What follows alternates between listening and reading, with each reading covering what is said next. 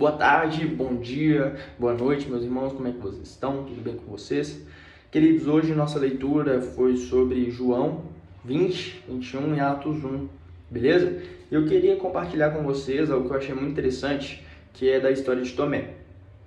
Aqui no livro de João, no Evangelho de João, nós vemos Tomé, ele tendo algumas aparições importantes. Nós vemos que Tomé, ele aparece mais vezes em João do que nos outros evangelhos. Nós vemos que Tomé, ele começa a ter falas, né? Começa a ter algumas aparições mais notórias.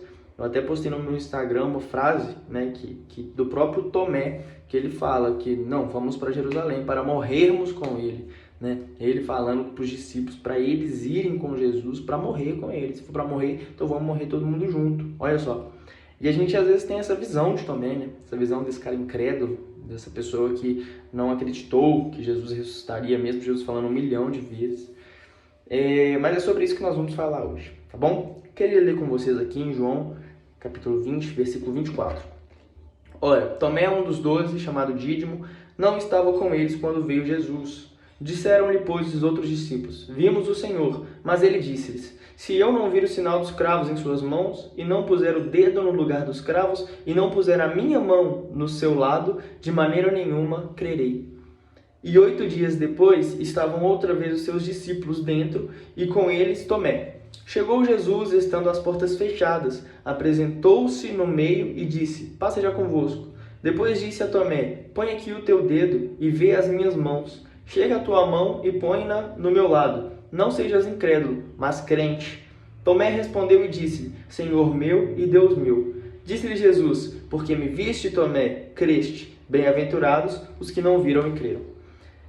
Galera, eu acho interessante, porque Tomé ele tem essas outras aparições de uma pessoa justa, de uma pessoa honesta, de alguém que acredita em Cristo, de alguém que crê que Deus, que Jesus é realmente o Messias, o Salvador do povo judeu. Então, nós temos essas aparições de Tomé e parece que a carreira dele vai meio que ladeira abaixo, né? Ele foi se aparecendo bem e tal, em algumas aparições importantes, mas depois ele chega aqui no finalzinho de João e tudo decai com a sua incredulidade.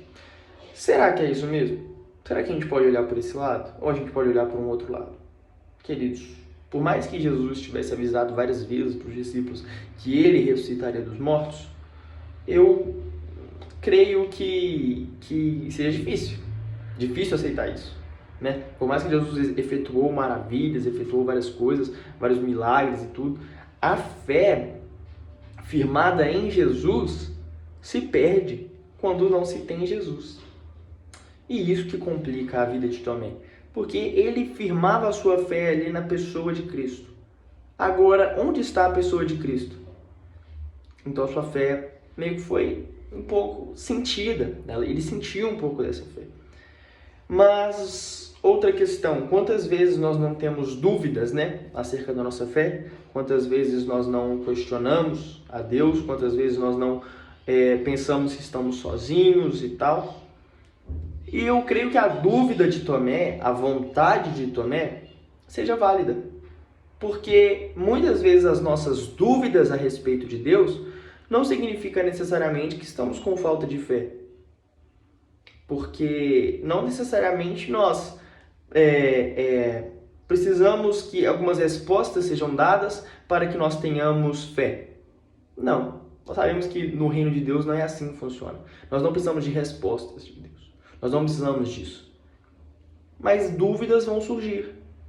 Não necessariamente essas dúvidas diminuem nossa fé, se a resposta de alguma forma nos aproximar de Deus.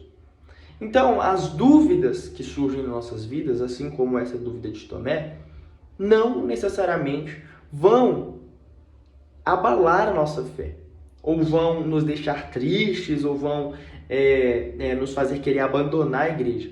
Mas essas dúvidas são válidas e pertinentes quando elas nos aproximam de Deus. Porque quando você questiona Deus, você está falando com Ele. Você está tendo intimidade com Ele, você está tendo um momento de relacionamento com Ele. Então, o fato de você questionar Deus é um momento de intimidade, E a partir do momento que você entra nesse lugar de intimidade com Deus, suas perguntas já são respondidas. Porque Ele é um fim em si mesmo. Então Ele é a resposta em si mesmo. Então você se aproximando dEle para questionar a Ele as coisas, logo sua pergunta é respondida, porque você se aproximou dEle. Consegue entender isso? Então Tomé, ele segue sendo esse cara como chamado incrédulo, né? Esse cara que não acreditou em Cristo.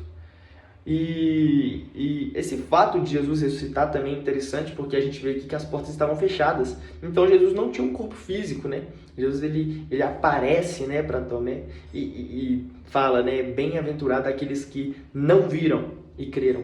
Será que ele estava falando da gente, que não vimos Cristo, mas cremos nele, né? Cremos nas suas palavras e tudo. Interessante Jesus falar sobre isso, sobre nós sermos bem-aventurados, não porque nós olhamos para Cristo, né? Não porque nós vemos o corpo físico de Cristo, mas porque sentimos Cristo, né? Porque nós cremos nele, porque nós sentimos a presença dele, nós sabemos que ele está conosco, né? Tomé talvez não foi uma questão de falta de fé, mas ele só sentiu falta de Jesus, né?